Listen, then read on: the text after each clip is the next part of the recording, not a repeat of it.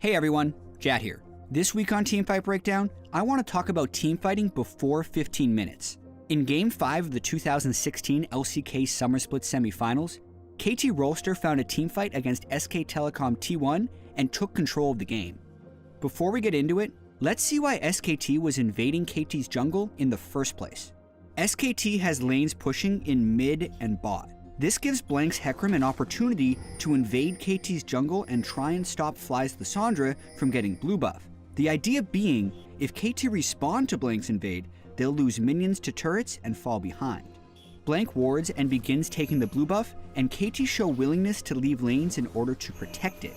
SKT now have two options. Simply go back to pushing lanes and gain a minor advantage via minions, or Blank could go for the big play. Lucky for us, SKT want to fight, and ends up forcing one in KT's jungle. Let's get into it. Right at the start of the fight, several key things happen. Blank lands a great Hecarim ultimate onto Score's Elise and Fly's Lissandra, sending them terrified back towards Faker's Karma. Faker throws his highest damage ability, a Mantra'd Q, at Fly and Score, but it flies right between them and misses entirely. Also keep in mind that both top laners want to join the fight immediately. Somedays Gnar has a ward that's in a good position to teleport to, but Duke's Echo has to wait for Wolf's Trundle, who approaches from the bot side, to place a pink ward so that he can teleport in as well. The absence of that ward earlier now has big consequences, as it makes Duke late to the fight. Everyone on both teams become engaged in the fight almost instantly, and it becomes an all-out brawl.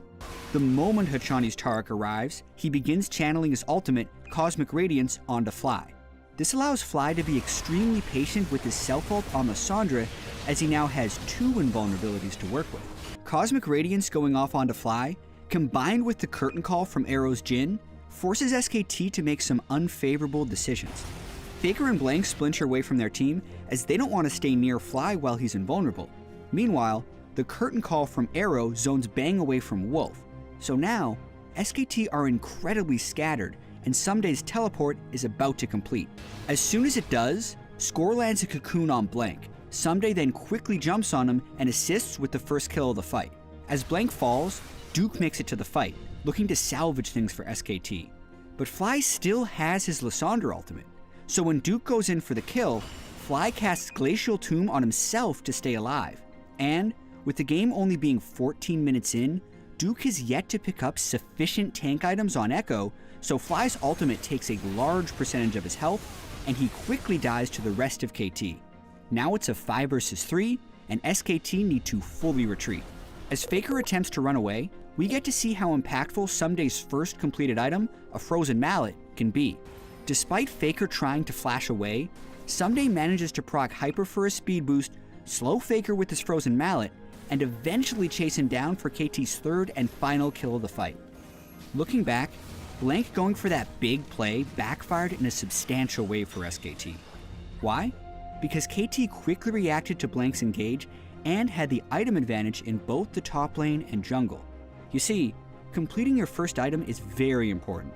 For example, the difference in power between a Trinity Force and the base components of a Trinity Force is huge. In this fight, both Someday's Gnar and Score's Elise had completed their first major items, whereas Duke's Echo and Blank's Hecarim were still sitting on components. It's also important to remember that certain champions play differently early. For this fight, SKT had a much weaker frontline, since Duke's Echo and Blank's Hecarim had no real tank items at only 14 minutes in. But even in this early game fight, KT had some great mechanical plays. Score's Elise did work by landing Smite on the blue buff early, then landing multiple cocoons throughout the chaos. Fly's Lissandra had perfect patience and timing, waiting to use his ultimate until it could dodge out of Duke's parallel convergence, while also hitting Duke for big damage. Someday's Gnar also landed every skill shot when chasing down Faker to secure the final kill. Spectacular play from KT all around. With the teamfight win, KT took control of the game and completed their reverse sweep of SKT and advanced to the LCK Summer Finals.